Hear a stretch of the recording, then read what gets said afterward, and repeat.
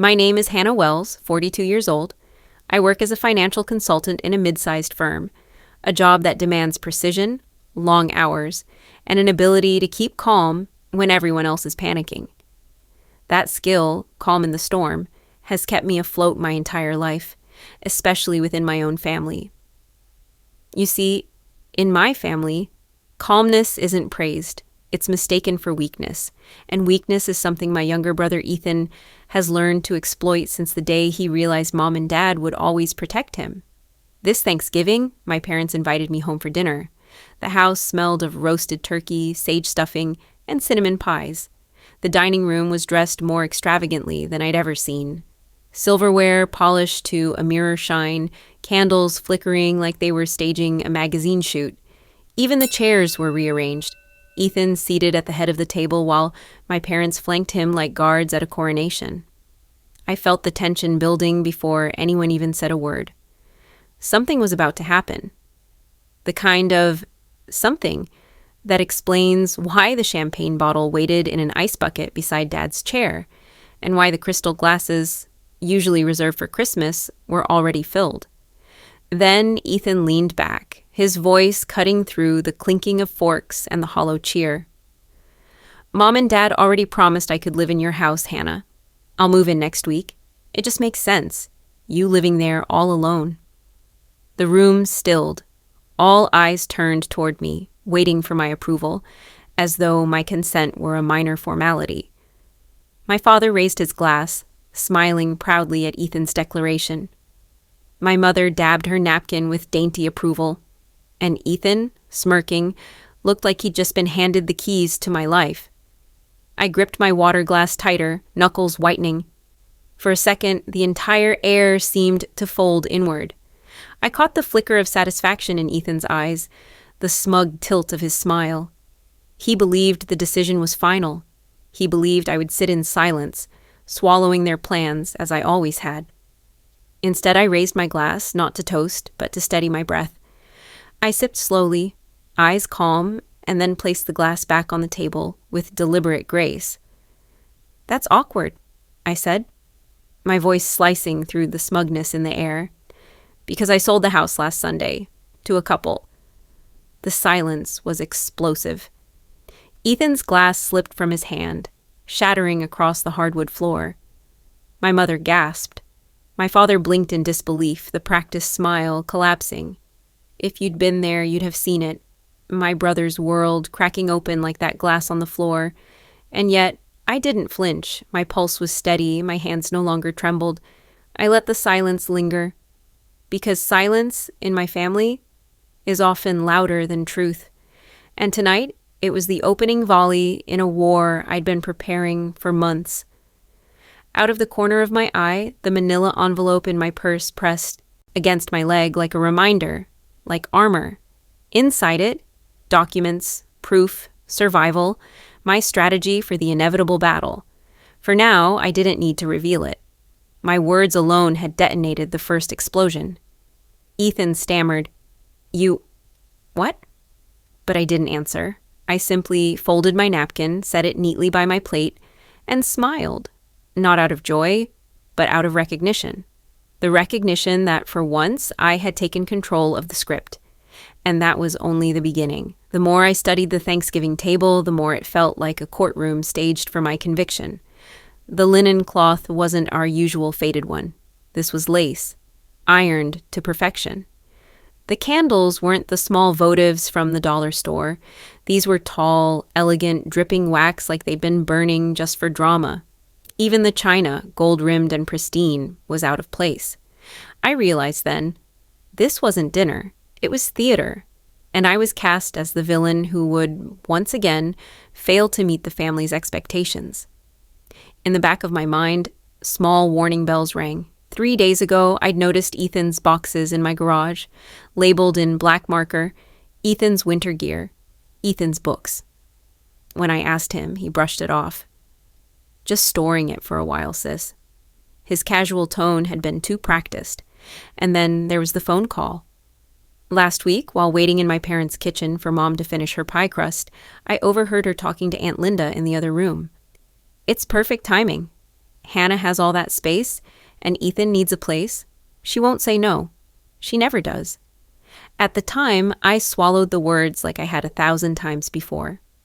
But tonight, sitting under the glow of the chandelier, the pieces connected with cruel clarity, the polished silverware, the champagne, Ethan in the seat of honor. My parents orchestrating his announcement like a director cueing the lead actor. It wasn't random. It was a carefully staged ambush. I wish I could say I was surprised, but surprise died in me a long time ago, back when I realized my role in the family wasn't daughter or sister. It was provider. Ethan's crises were always temporary. His debts, just until he found work. His rent, just until he got back on his feet. And every time I was told it was my responsibility to shoulder the burden. So yes, the table was set perfectly, but not for Thanksgiving dinner. It was set for my surrender. What they didn't know was that I had prepared a performance of my own. The moment I fell silent after announcing the sale, my parents swooped in like vultures circling their prey. "Honey," my mother said sweetly, her tone sugared but sharp, "you can't possibly mean that. Family helps family. Of course Ethan will stay with you. It's what's best." My father added with that authoritative baritone he'd used to close arguments all my life, "Ethan doesn't need to worry about rent. You have plenty of room. It's your duty as a sister." Their words weren't requests. They were commands disguised as kindness. And then Ethan leaned forward, smugness unshaken, and dropped the line that nearly made me laugh out loud. "Mom and Dad promised me the master bedroom, said I'd be more comfortable there. You'll be fine in one of the smaller rooms, right?" The audacity was staggering. My home, my 9 years of sacrifices, late nights, overtime, skipped vacations, reduced to a boarding house where my comfort didn't matter. Inside, I boiled.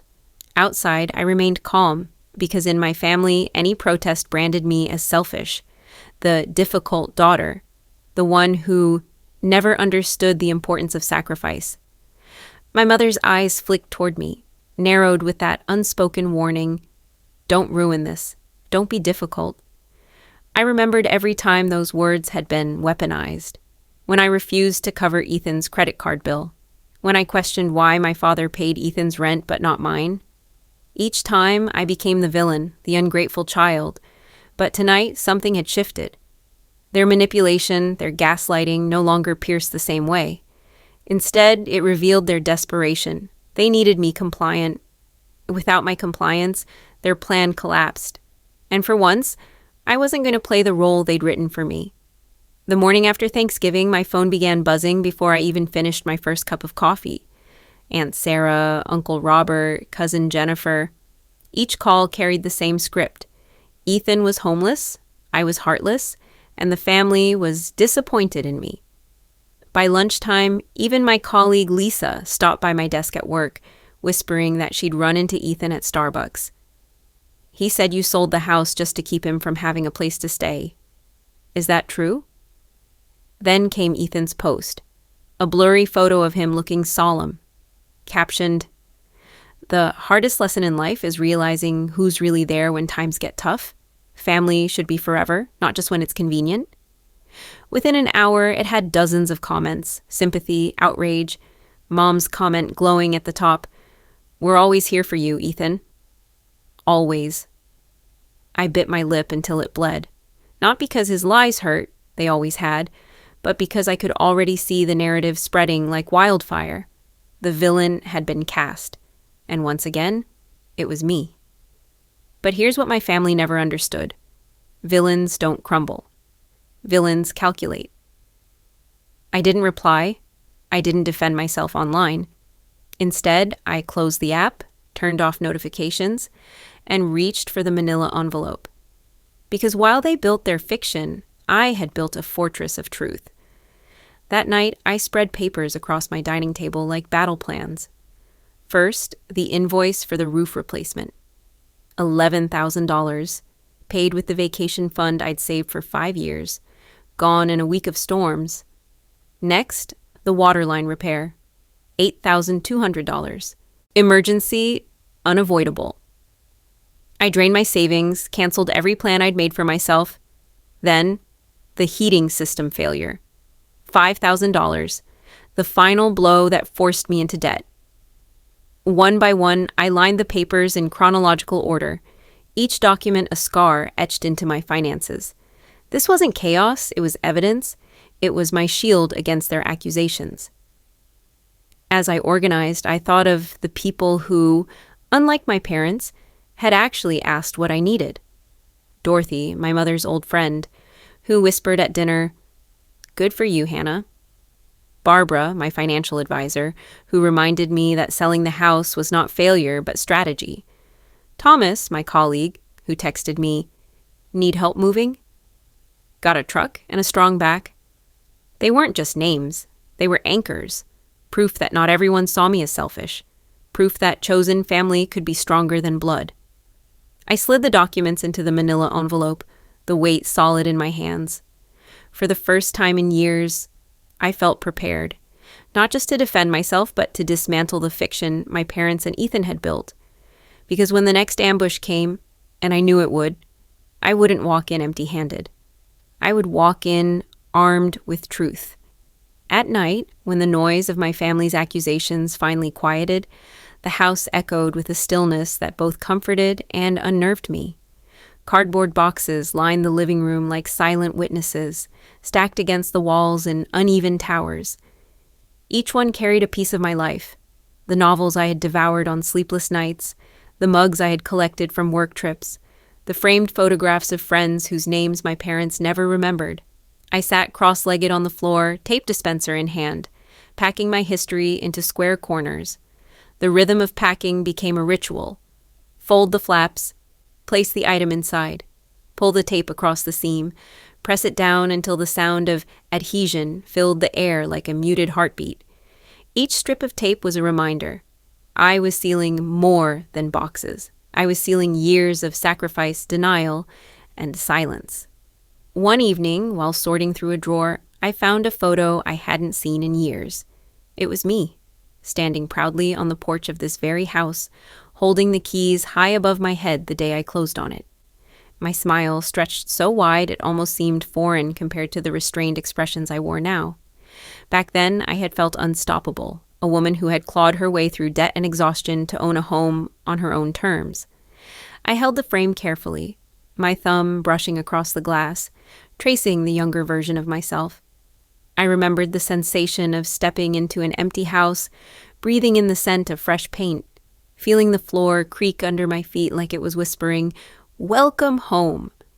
For years, that memory had fueled me whenever bills piled high or work drained me.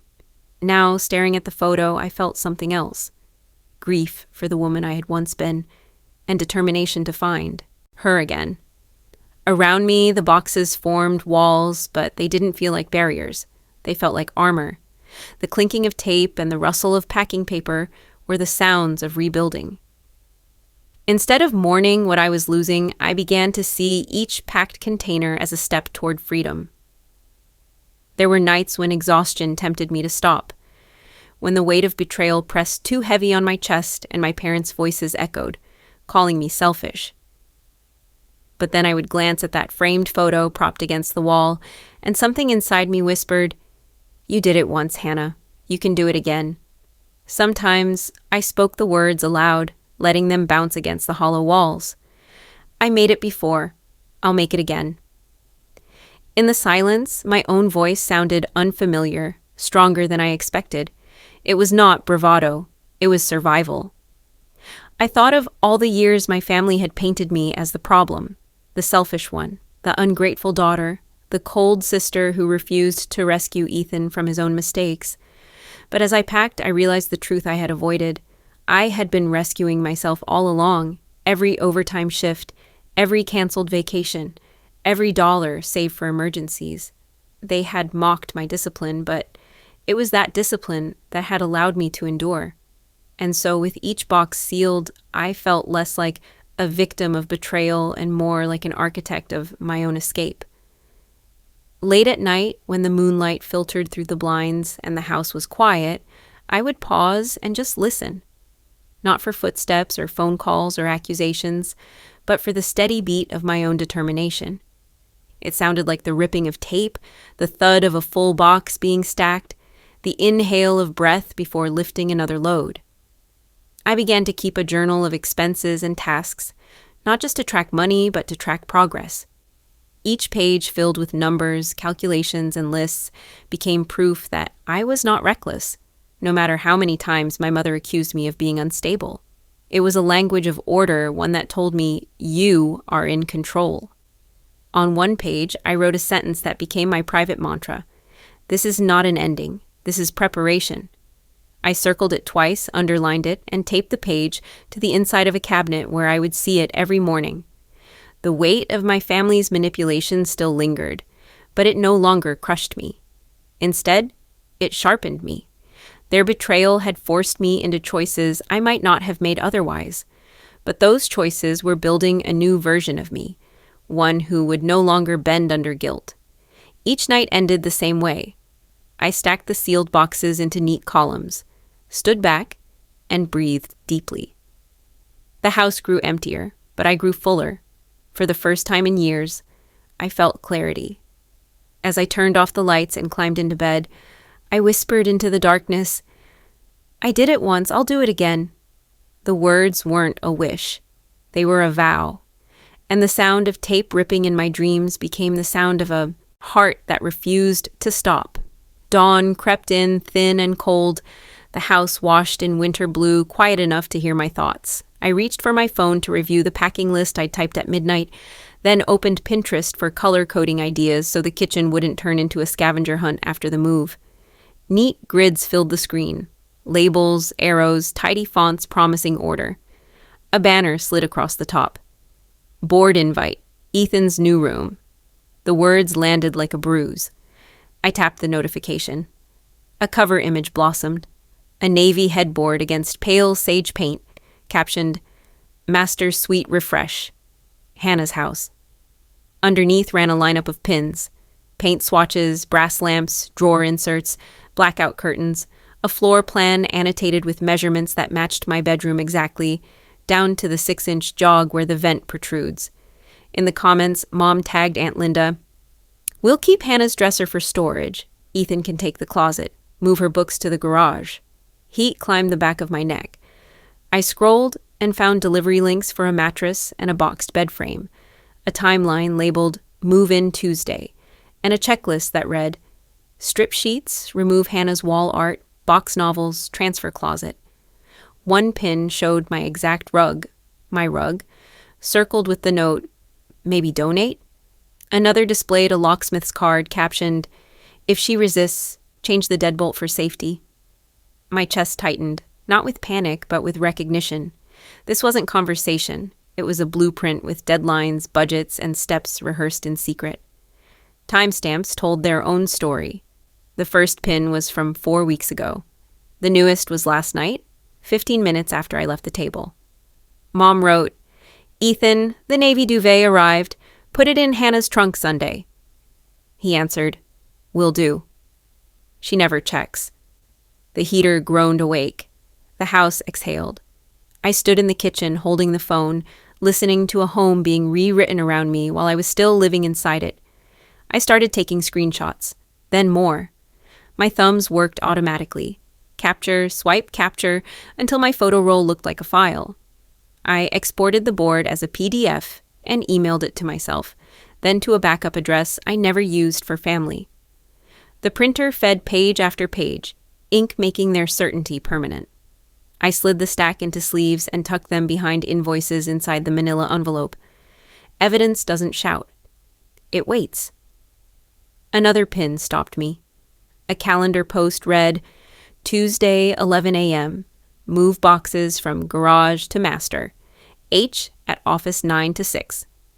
The H, not Hannah, like trimming my name would trim my rights. Below it, a grocery list. Comfort foods for Ethan, mac and cheese, chocolate milk. Another comment. Place extra towels in linen closet. Hannah never uses the plush ones. Then a photo taken from my hallway, framing my bedroom doorway. Caption, so much wasted space.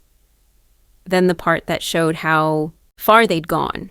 A sketched floor map labeled Route.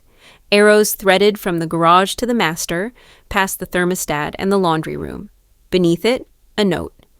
Spare key under ceramic bird by back stairs. They knew where I hid it.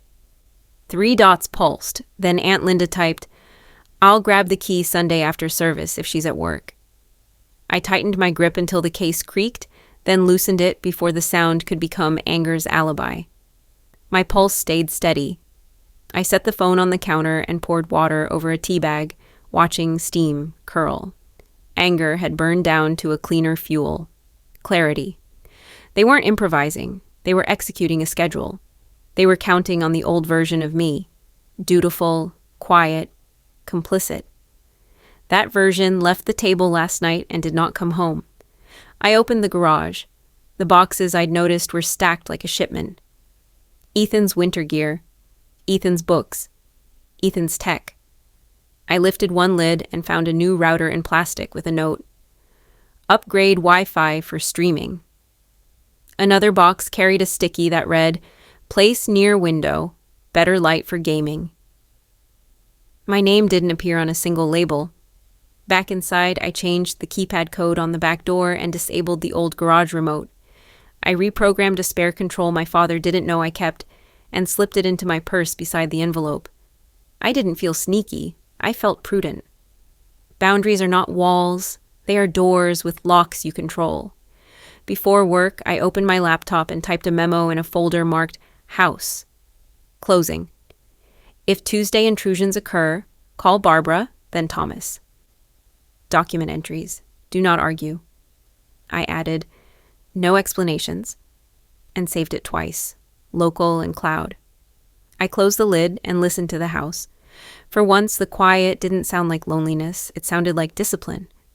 I picked up the framed photo from the floor, the one where I'm holding the keys on closing day. In the glass, past me and present me overlapped, keys in one hand, phone in the other, 2 women shaking hands through time. I slid the picture into bubble wrap and pulled the tape across the edge, the rip ringing like a held note. The rhythm returned, measured, inevitable mine. One last glance at the phone, another notification rolled in from the board. Delivery scheduled. Tuesday, 12:30 to 2. I saved it, turned the screen face down, and exhaled. Plans can run on time, I thought. So can consequences. I was ready to meet them with receipts and with law and calm, unwavering resolve.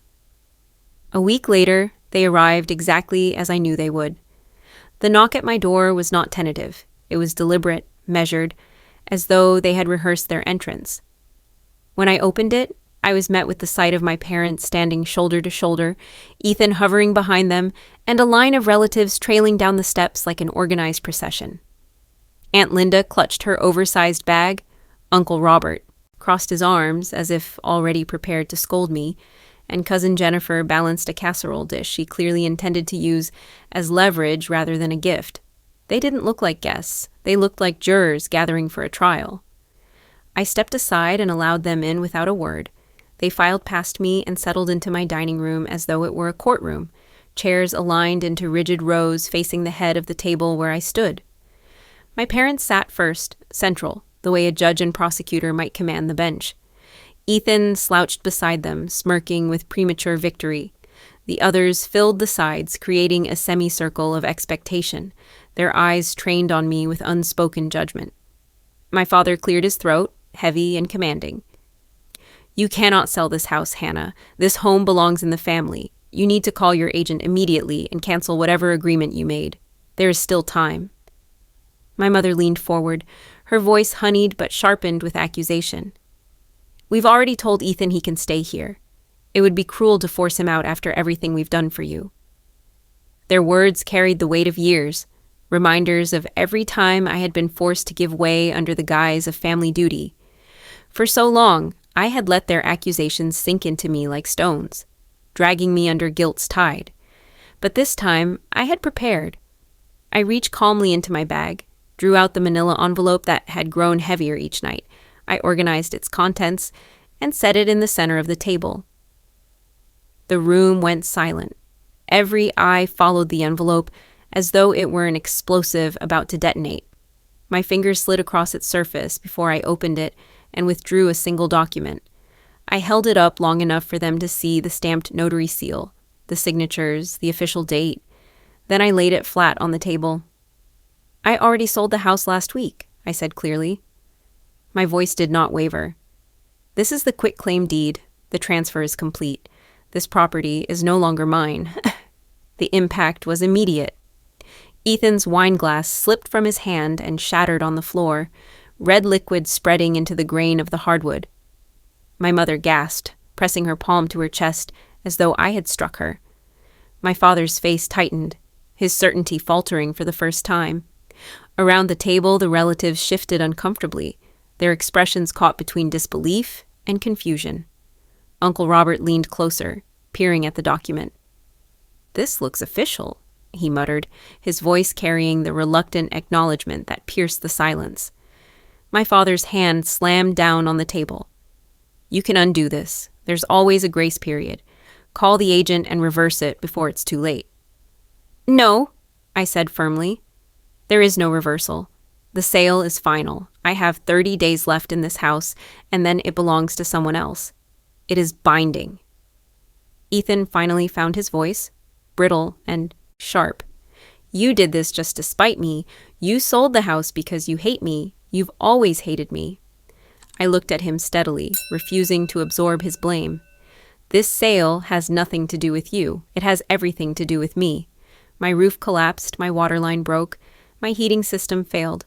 I faced bills that drained my savings. Selling was not a whim, it was survival. You were never entitled to my home, no matter what you chose to believe." My mother's expression hardened. "We have sacrificed so much for you. How can you betray us like this?" I leaned forward slightly, my hands resting flat on the table. "Sacrifice? I have never once asked you for help. Not for tuition, not for rent, not for repairs. Meanwhile, you have paid Ethan's bills again and again, excusing every mistake. Do not twist this into betrayal. The betrayal has always been one-sided." The silence that followed was suffocating. No one dared move. The weight of my words pressed into the room, heavier than the shards of glass glinting on the floor. They had expected tears, apologies, desperate concessions. Instead, they were met with certainty and proof they could not erase. My father's shoulders sagged under the truth he could no longer command. "You've made a mistake," he said quietly, his authority thinning into resignation. I slid the deed back into the envelope with deliberate care. "The mistake would have been letting you dictate my future again. That time has ended." One by one, their gazes fell away from me. The tribunal had assembled to condemn me, but the evidence had turned the trial inside out. For the first time in my life, I was not the accused standing under judgment. I was the one delivering it. The silence after my declaration stretched until it became unbearable.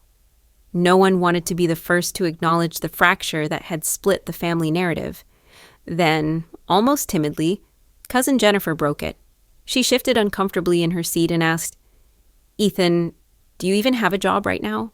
I mean, how would you afford to live here if Hannah hadn't sold?"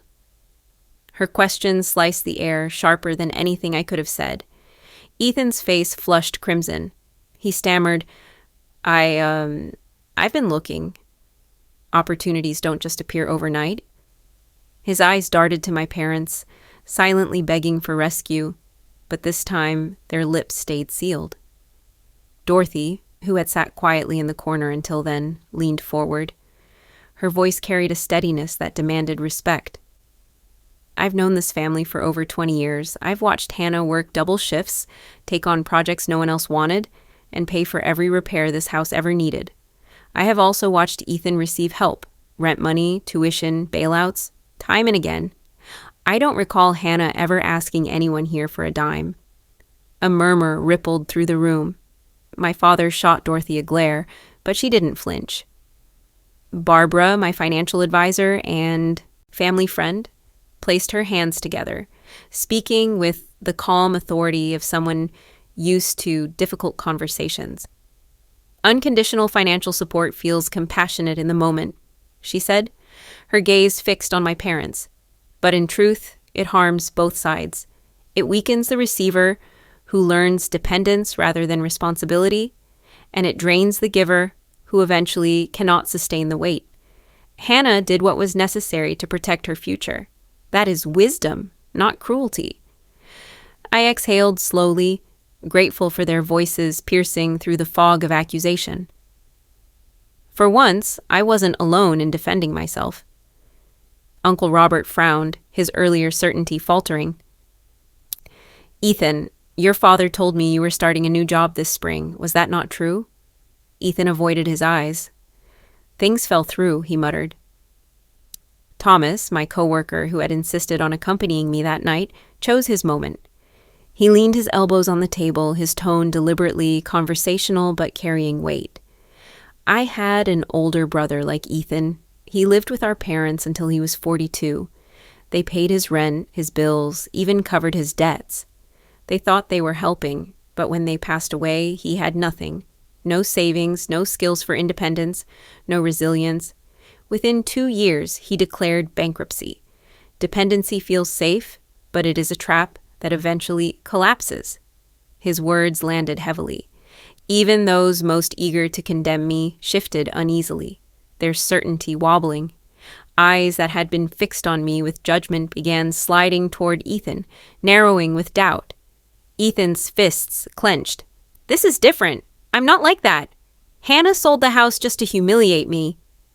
I held his gaze, refusing to let him twist the truth. "You thought you were entitled to something I built alone. You believed my hard work was your inheritance. That belief isn't mine to fix." Dorothy's voice returned, sharper this time. "Ethan, entitlement is not the same as need. You've been given more chances than most people get in a lifetime. Perhaps it's time to stand without leaning on your sister's shoulders." For the first time, Ethan's bravado cracked. His mouth opened, but no words came. The silence that followed was not protective, it was exposing. My mother finally spoke, her tone brittle. "This family has always stood together. We do not tear each other down." Barbara met her eyes without hesitation. Sometimes truth feels like tearing down, but refusing to face it destroys far more. A wave of unease passed through the relatives. What had begun as a tribunal against me was shifting, its structure eroding. Doubt seeped into the cracks, dividing their unity. Some still glared at me with suspicion, but many now looked at Ethan with growing recognition, as if finally noticing patterns long ignored. I sat straighter, not triumphant, but resolute. For years, my voice had been drowned beneath accusations of selfishness, coldness, stubbornness. Yet here I was, surrounded by allies who reminded everyone that truth had a longer memory than manipulation. The tribunal had expected to shame me into submission. Instead, they were beginning to question the story they had been fed. And for the first time, Ethan seemed small. Not because I had diminished him, but because the family had begun to see him without illusions. My parents were not ready to surrender. Even with the silence of the relatives pressing against them, they clung to the script they had rehearsed for years. My father leaned forward, his voice sharp, almost pleading. "You can cancel the sale, Hannah. Nothing is final until it closes. At least let Ethan stay until he finds his footing. That's the least you can do for family." My mother added quickly, "Yes, we're not asking for much. Just let him live there temporarily. He needs stability, and you've always had more than enough space. You don't have to be so rigid." I let their words wash over me, and when I finally spoke, my tone was calm, deliberate. "You know the law doesn't work that way. You can't promise someone else's property. You made Ethan believe he was entitled to something that was never yours to give. You talk about stability, but have you forgotten that I, too, understand the law? I signed the deed. The sale is binding. There is no going back." My father's face hardened, his jaw trembling. "You're twisting this into something legal when it's about blood. You owe your brother more than contracts and paperwork." I leaned back in my chair, my voice low but cutting. "Funny you should bring up debts. When I begged you for help paying tuition, you told me no. You told me I had to prove myself, that I should work nights and weekends if I really wanted it. And I did. I washed dishes until my hands cracked. I stocked shelves until dawn. I studied through exhaustion. I earned every credit hour with sweat. The room shifted. A few relatives exchanged glances, their brows furrowing. I continued, steady but unyielding. While I was scraping together every dollar, you were quietly paying Ethan's rent. Month after month, you made sure he had a roof over his head while I fought just to keep up with bills. You told me independence was strength. You told him dependence was love. Where was the fairness in that? My mother's lips quivered. That was different. You were capable, Ethan. He always struggled. Struggled? My voice carried the weight of years. You didn't let him struggle. You cushioned him. You made excuses for him. And in doing so, you told me my hard work was invisible. You punished resilience and rewarded weakness. The silence that followed was not empty. It vibrated with suppressed anger, confusion, shame. A cousin whispered to another, "I never knew that." Dorothy spoke up, her voice almost sorrowful. "I remember those years. Hannah was always exhausted, juggling shifts, showing up to family gatherings with textbooks in her bag. And Ethan, he talked about how nice his apartment was, how Mom and Dad had helped him secure it. I didn't want to believe there was favoritism, but now it's clear." Barbara nodded. Patterns don't lie. Unequal treatment sows seeds of resentment that grow for decades. This isn't just about a house. It's about fairness that was denied. The words ricocheted through the room. Suddenly, the tribunal no longer felt like judgment upon me, but like judgment upon my parents. Eyes that once defended them now narrowed with suspicion. Ethan slammed his palm on the table. "Stop dragging the past into this. This is about now, not old history." I met his rage with quiet steadiness. "The past is why we are here. You think this is sudden, that I sold the house out of spite. But it wasn't sudden. It was years in the making. Years of watching how love and support were distributed like charity to you while I was told to earn everything. This house was my symbol of survival. You wanted it because you believed you deserved what I fought for. But you don't." The tension snapped. Aunt Marjorie muttered, "She has a point."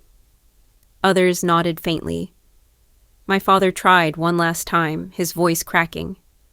"We only wanted to help both of you in the ways we thought best." I looked him in the eye. "Then admit it, you didn't think best. You thought easy. Helping me would have required belief in my dreams. Helping Ethan only required covering his failures. And you chose easy." The words landed like a gavel. My mother's eyes filled with tears, but she said nothing. The room fractured. Some relatives shook their heads in disappointment. Others stared at Ethan with open disapproval. What began as a confrontation against me had become a reckoning for them all. I didn't gloat. I didn't smile. My voice was steady, my heart pounding, but firm. This isn't vengeance. This is justice. Silent, steady, long overdue.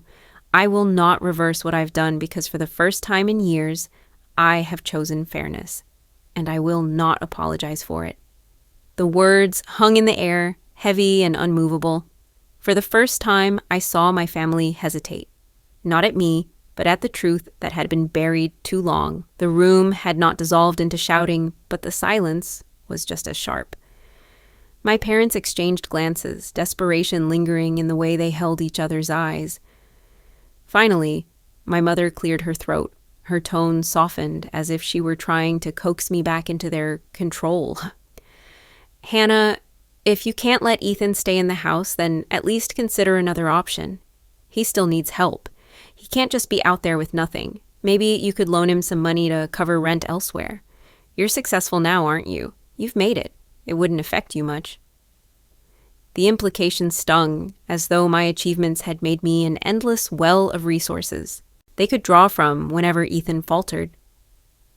I steadied my breath before responding.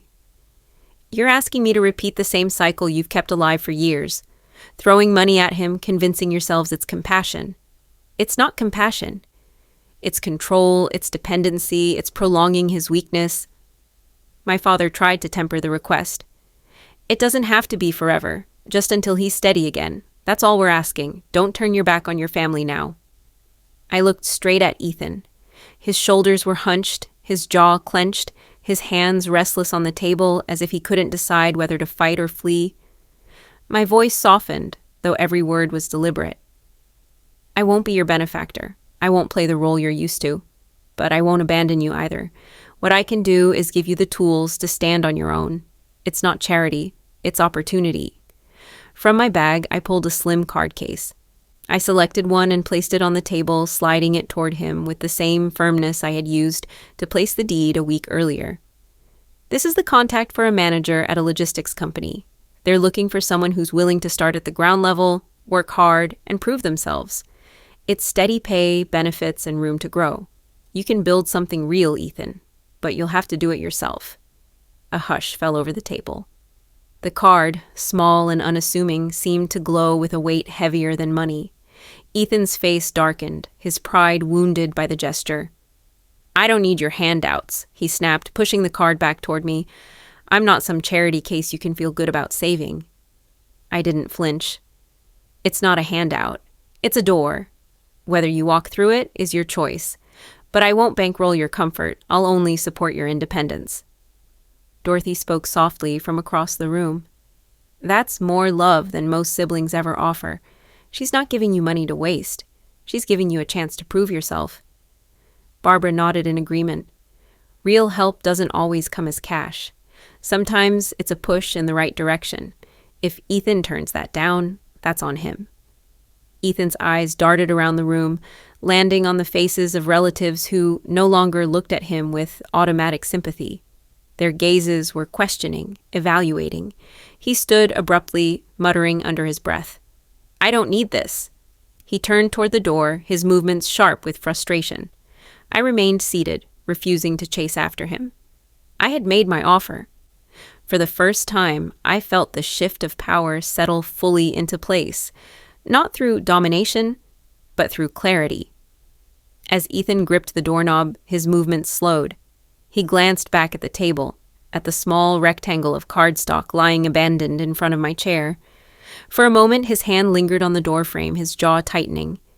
Then, when he thought no one was watching, he moved quickly, almost furtively. He reached back, slid the card off the table, and tucked it into his jacket pocket before walking out. He left without another word. I exhaled, steady but tired. My parents said nothing. They had asked for money, but what I gave was harder to dismiss. A seed had been planted, not for dependence, but for growth. Whether Ethan let it take root was no longer my burden. Inside me, something loosened. This was the final negotiation, the last time I would sit at a table and be pressed to give in. From here forward, my choices were my own, and any hand I extended would be on my terms, not theirs. The house echoed differently once the furniture was gone. Without the couches, the rugs, the shelves that once held books and knickknacks, every step I took produced a hollow sound, like the walls themselves were reminding me of their emptiness. I walked slowly through each room, not rushing, letting my eyes linger on the corners that once seemed filled with warmth and belonging. What remained now was bare drywall, scuffed baseboards, and a faint trace of dust floating in the late afternoon light. I crouched beside the last box I had yet to tape. Its lid was still open, waiting for me to decide what belonged to the category I had scribbled on the side in thick black marker. Keep. Most of the other cartons had already been labeled with words like donate, trash, or storage. This one was different. It was where I allowed myself the luxury of sentiment.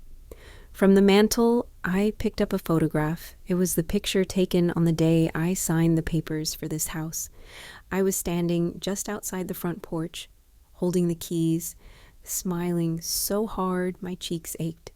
Back then, I thought buying this home was the symbol of my independence, the proof that I had finally broken free from the shadow of favoritism and the relentless comparison to Ethan. I stared at the younger version of myself in the photo. Her optimism radiated. Her excitement filled the frame. She believed that walls and a roof could guarantee safety, that ownership could silence the old wounds carved by imbalance. I pressed the frame against my chest and whispered, "You didn't know how heavy it would get. You didn't see how they'd try to turn this place into a cage." I wrapped the photo carefully in brown paper, smoothing the edges with my palm so the glass wouldn't shatter in transit. Then I placed it gently into the keep box, tucking it between a worn journal and a small ceramic mug I'd bought at a street fair years ago. The sound of the frame settling was soft, but final. Moving back into the center of the room, I let my eyes travel across the blank walls. I remembered the nights I stayed up repainting them, the way I chose the colors with hope, as though each shade could reset the story. I remembered the dinner parties, the arguments, the apologies that never healed anything. The house had absorbed every word, every silence, every secret plan. Whispered behind my back, I took one last look around.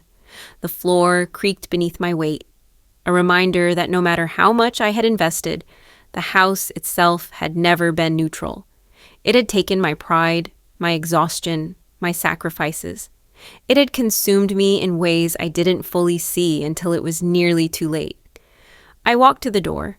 My hand lingered on the knob, my reflection faint in the window beside it. For a moment, I thought about turning back, scanning the rooms one last time, but I resisted. To keep staring would mean clinging. I had done enough of that. I whispered into the silence, "This house once swallowed me whole. Now I am taking myself back." I pulled the door shut. The latch clicked with a metallic certainty, followed by a reverberation that filled the empty space behind me. The sound was sharp, echoing against hollow walls until it faded into stillness. Standing outside, I breathed in the evening air. It was cooler than I remembered, freer. The house was no longer my prison, no longer my proof of worth. It was simply a structure, a shell I had filled, and now emptied. What remained with me was not the burden of ownership, but the lesson of release. I set the final box in the trunk of my car, closed it with a solid thud, and slipped the keys into an envelope addressed to the buyers. As I slid the envelope into the mailbox, I felt the weight of years lift. It was not just about property or money or betrayal. It was about reclaiming myself from the expectations that had haunted me. The driveway stretched behind me, quiet, familiar, but no longer mine. I didn't feel loss. I felt space. And in that space, I could finally breathe without their voices pressing in, without the walls reminding me of sacrifices unacknowledged. The chapter had closed. The house stood empty, but I did not. I walked forward carrying only what I chose to keep. The first night in my new apartment, I sat cross-legged on the floor with takeout containers spread around me. The space was smaller than the house by far, but the ceilings were high, and a single tall window let in the glow of the city. The rent was less than half of what I had been paying for the mortgage. The air smelled faintly of fresh paint and cardboard, and though the furniture was still in pieces, I felt a sense of lightness I hadn't known in years. I ran my hand over the lease on the counter, signed only days earlier. It was mine, not because of the number of rooms or the square footage, but because the decision had come entirely from me. No family promises dangled over it, no guilt attached to its walls. The reduced cost meant I could finally divert money toward dreams I had shelved for far too long. The very next morning, I ordered a camera, not a secondhand model or a budget version, but the one I had wanted for years. The one I had bookmarked in online carts and closed before daring to complete the purchase. When the box arrived, I sliced it open carefully, my breath catching as I lifted the sleek body from its foam casing. The weight of it in my hands was thrilling, heavier than I expected, as if reminding me that art carries its own gravity. I charged the battery, adjusted the strap, and stood by the window. Raising the lens, I focused on the skyline, rooftops jagged against the blue, a bird swooping across the frame. The click of the shutter echoed in the bare apartment, sharp and satisfying. For the first time in a long time, I wasn't documenting proof or evidence. I was capturing possibility. Soon after, I enrolled in an evening photography class at a community center not far from the apartment. On the first night, I walked in with nervous energy, clutching my new camera like a lifeline. The instructor, a woman with silver hair and a scarf splattered in paint stains, greeted us warmly. Around the table sat strangers of all ages, each carrying a device that represented a fragment of their own story. We introduced ourselves. I said simply, "I'm Hannah. I've wanted to do this for years, but kept telling myself it wasn't practical. Now I've run out of excuses." A few people smiled knowingly, and in that moment, I felt less alone. The following weeks became a rhythm.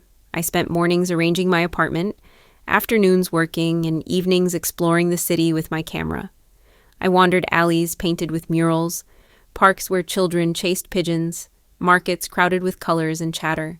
Each click of the shutter gave me something to hold that wasn't tied to obligation. I began to make friends in class.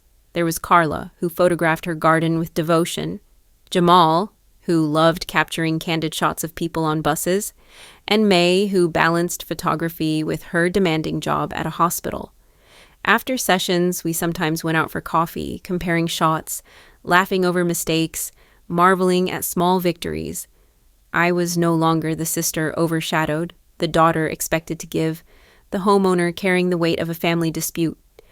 I was just Hannah, part of a circle that existed because of shared curiosity. Yet freedom carried its own silence. Some nights after returning to the apartment, I would unlock the door to find the rooms too still. I would set my camera down and sit on the couch, the hum of the refrigerator the only sound.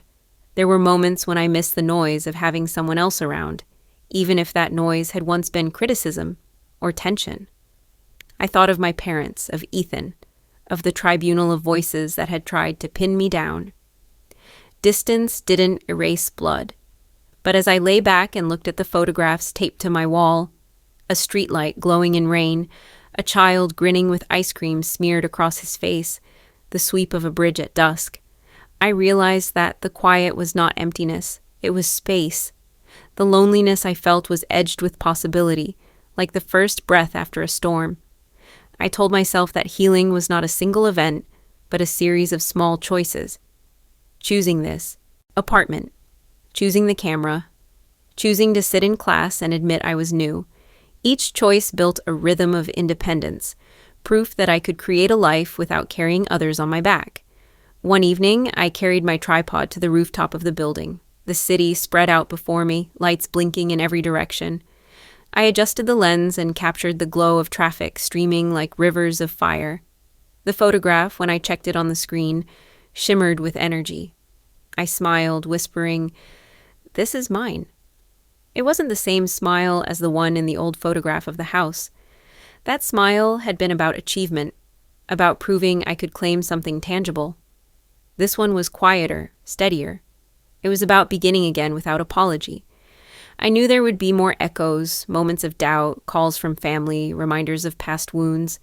But I also knew I had carved out a new beginning, one where I could breathe, create, and even feel solitude without collapsing under it.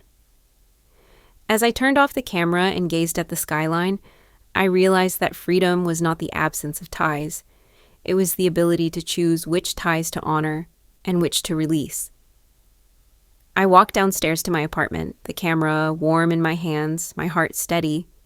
The night was mine, and for the first time, so was my future. When I drove up the familiar street, my chest tightened in a way I couldn't quite name. It had been months since the tribunal-style confrontation, months since the deed and the arguments and the slammed doors. This time, though, there was no agenda hanging over the evening, no whispered schemes to corner me. It was just dinner, or at least that was what I told myself as I parked and walked up the path to the house I no longer owned. Inside, the table was already set. The same wooden chairs I'd grown up in creaked when I pulled one out. The smell of roasted chicken and rosemary drifted from the kitchen, and for a moment, I was transported back to childhood, before money and promises split us down the middle. My mother came out balancing a serving dish, smiling tightly but without the edge I had come to expect. Ethan arrived just after me, carrying a store-bought pie with the price sticker still on the box. He placed it on the counter with an awkward shrug, and instead of making a cutting remark, Mom simply thanked him. Dad nodded once, meeting my eyes across the table, and gestured for us to sit. The atmosphere was strange, fragile, as if everyone knew what had come before, but no one dared to bring it up. We started eating in near silence. Then Ethan cleared his throat. So, I've been working at the hardware store. It's not much, but I'm learning a lot about supplies and tools. The manager says I might get trained on inventory next month. His tone carried both hesitation and pride, as if bracing for judgment. I braced myself too, waiting for my parents to inflate his words into triumphs and ignore the rest of us. But instead, Dad said, "That sounds like a good start, son." Sticking with something, building up steady habits, it matters. His voice was calm, not overly celebratory, just even.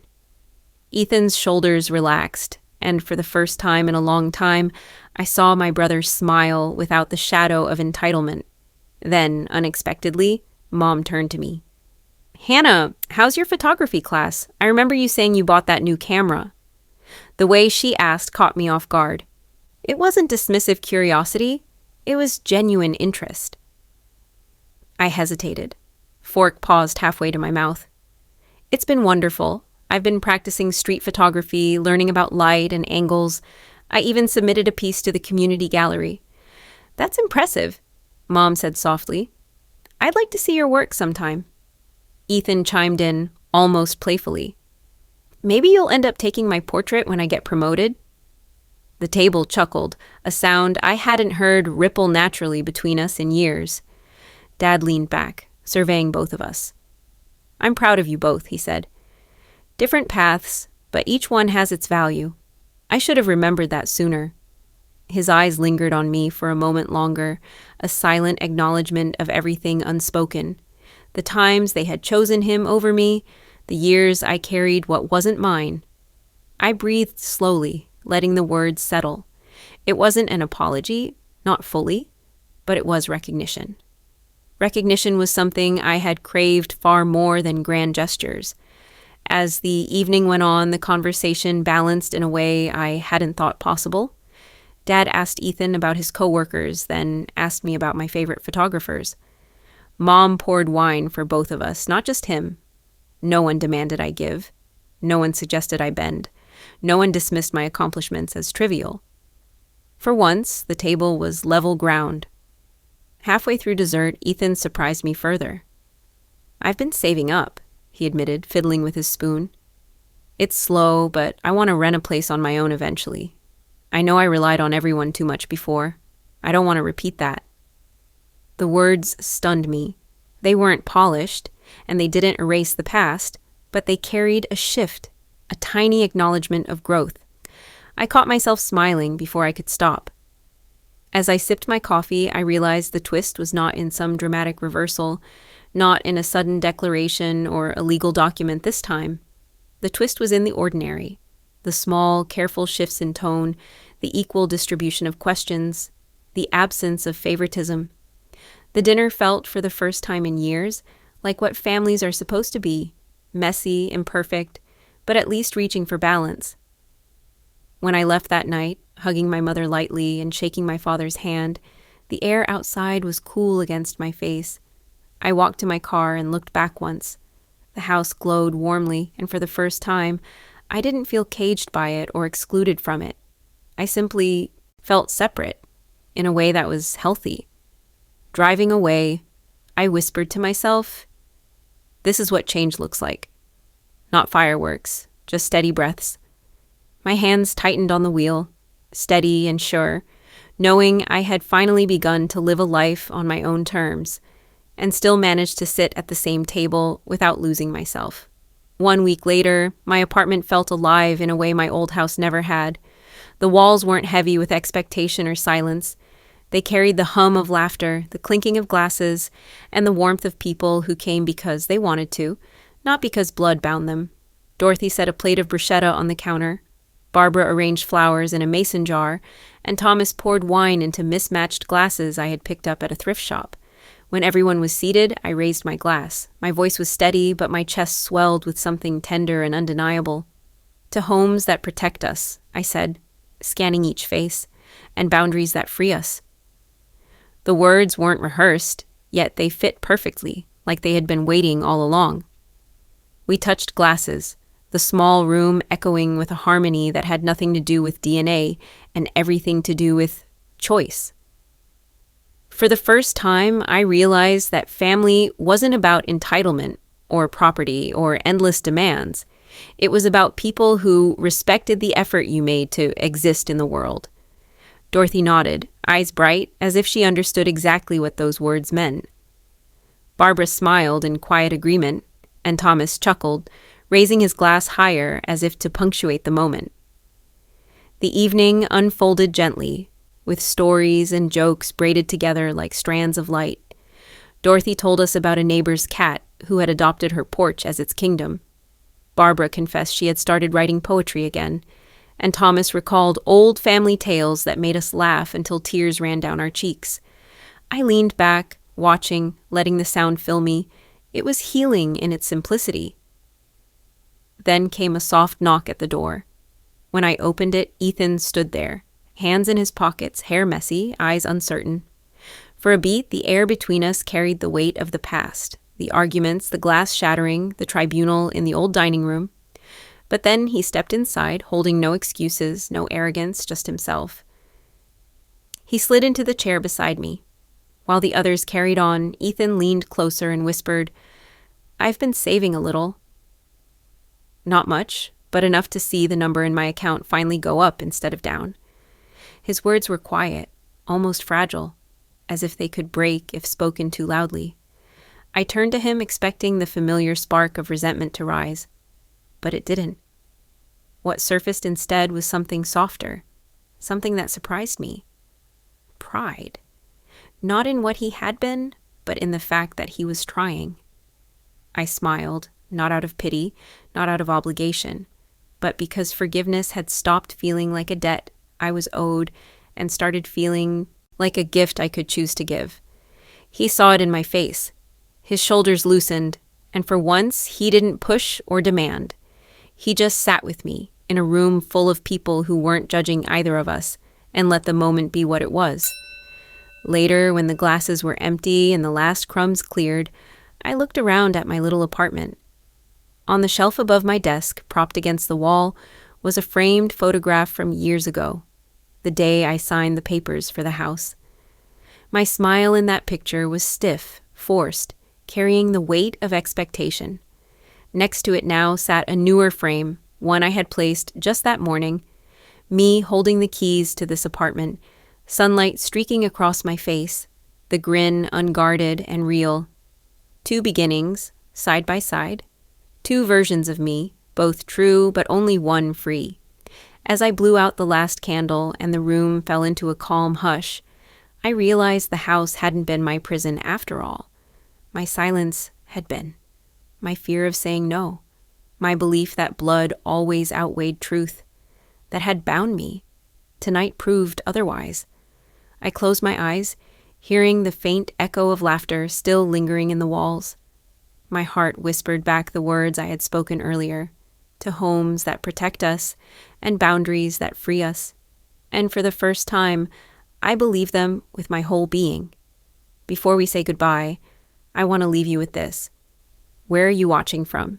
Is it a quiet morning with a warm cup of coffee? Or a late night where stories like this keep you company? Let us know in the comments. We read everyone with gratitude. And if this story touched your heart, please consider subscribing to the channel. Not just to hear more stories like this, but to be part of a community that still believes in kindness, healing, and second chances. Thank you for spending your time with us today.